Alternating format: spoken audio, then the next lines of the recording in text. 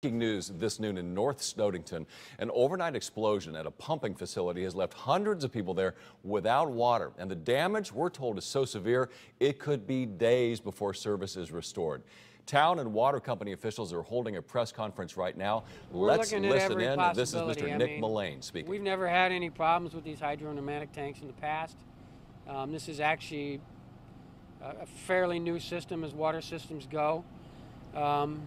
So that is a possibility. We're not sure exactly what would have caused it to fail, though. Now, how old is The system itself is about 30 years old, I believe. When you say fail, was there an explosion or any kind of cause? Anything? Well, you know, it's a high-pressure tank, so when it came apart with some force, and anything that was around it was significantly damaged, and it did cause the roof of the building to collapse. So we will have to rebuild the pump house as well. In this tank, Josh, how many gallons of water are we talking about? Well, it's a 5,000-gallon tank, and the way it's set up is it has 2,500 gallons of water on the average and an equivalent amount of air that forces the water into the system. We know a lot of businesses and residents are affected. Are there any public services like fire that are affected by this? The fire department here in North Stonington has their own well, so they were not affected. And our system here does not provide fire suppression, so that was not affected. As Mr. Mullane said, I think we have 229 customers, 13 of which are commercial. So obviously they're impacted. Can you give any estimation as to when you can restore at least temporary service while you rebuild the station? I can't really do that right now.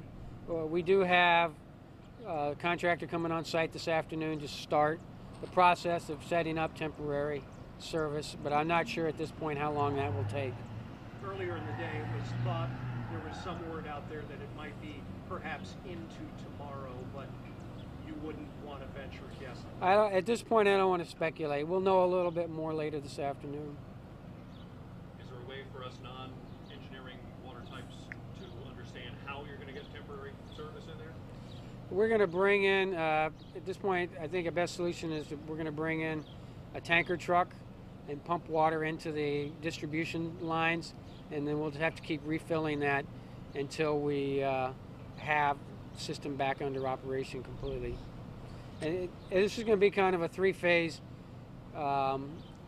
repair to the system. First, we'll put the temporary system in place, and then we'll put a more permanent solution in place, and then we'll have to repair the pump house itself. The words catastrophic failure conjure up all sorts of images. Can either of you just explain what the thing looks like? All right, you have been watching Josh Chancellor. He is the GM of the Southeast Connecticut Water Authority, and we heard just enough to know there that they have got themselves one very, very bad problem. The pumping station, when I said there's been an explosion, it'd be more accurate to say that the pumping station has exploded. It's simply not there anymore. You heard him say they're going to have to rebuild it. Our Kent Pierce is there. You might have heard his voice in the background asking questions. We're going to rejoin him for a live report very soon. He'll fill us in on the extent of the damage and what it means long-term for the people in North Stonington.